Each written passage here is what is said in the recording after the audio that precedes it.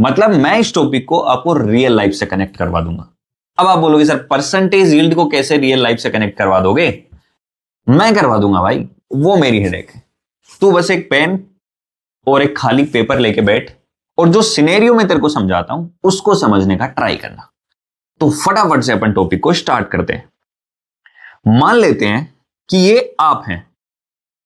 देखो भाई ड्राइंग थोड़ी सी बेकार है तो ड्राइंग के ऊपर मत जाना।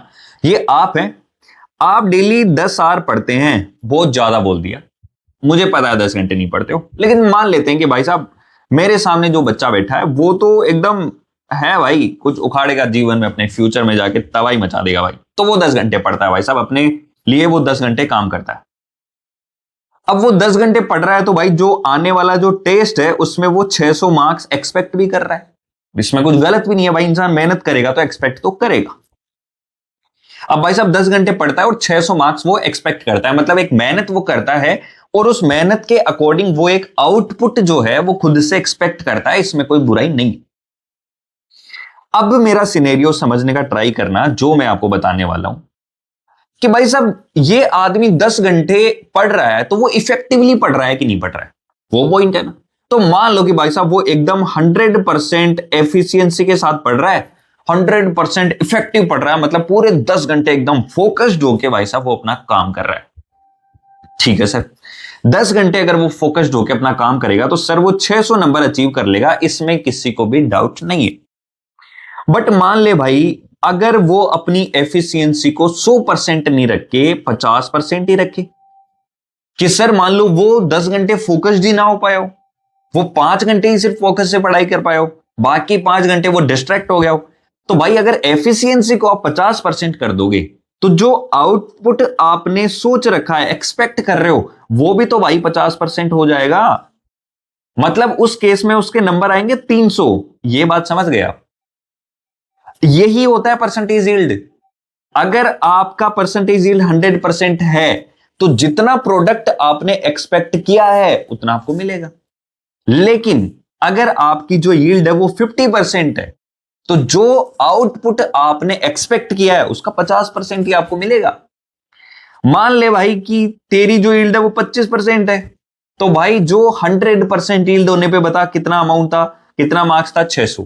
तो अब तेरी यील्ड अगर 25% ही है तो तेरे को मार्क्स कितना मिलेगा भाई? 25% मिलेगा। इसको सोल्व करके बता दे देखिए कितना होता है जल्दी। मुझे लगता है 150 नंबर के अराउंड आएगा भाई। अराउंड क्या आएगा? 150 आएगा। तो अब आप बोलोगे कि भाई सर ये तो बात तो आपकी समझ में आ गई, परसेंटेज यील्ड क्या होता है कि भाई साहब जो एफिशिएंसी अपनी है, एफिशिएंसी 10% तो प्रोडक्ट भी 10%। एफिशिएंसी 50%, भाई बोल भी नहीं पा रहा।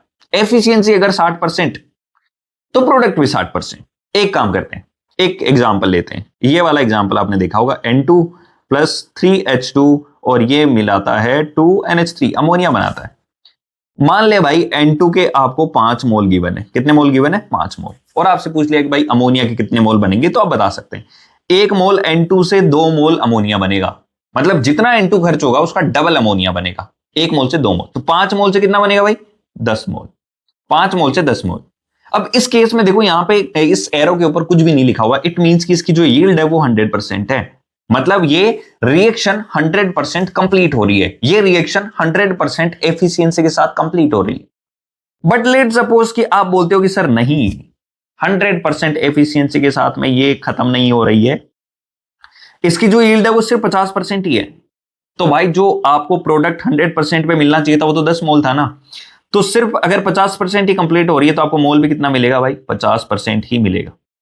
तो कुछ नहीं करना, जो आपने एक्सपेक्ट कर रखा है वो निकाल लो और जितना यील्ड गिवन है उतना परसेंट निकाल लो। मान लो कि 100% एफिशिएंसी के साथ आपको x मोल मिले और मैं आपको कहता हूं कि रिएक्शन की यील्ड जो है 70% है, तो इस x का 70% ही आपको मिलेगा। इतना मोल 70% के बाद में जो भी मोल आएगा वही आपको मिलेगा। ये है भाई परसेंटेज यील्ड। तो यहां से अपने को सीखने को क्या मिलता है कि अगर आप कोई मेहनत कर रहे हो तो मेहनत करना तो जरूरी है ही भाई आउटपुट के लिए, लेकिन उस मेहनत के साथ आपको जो एफिशिएंसी है, जो यील्ड है, वो भी 100% रखनी पड़ेगी भाई, 100% आउटपुट को अचीव करने के लिए। तो उम्मीद करता हूं ये वीडियो आपको समझ आया होगा।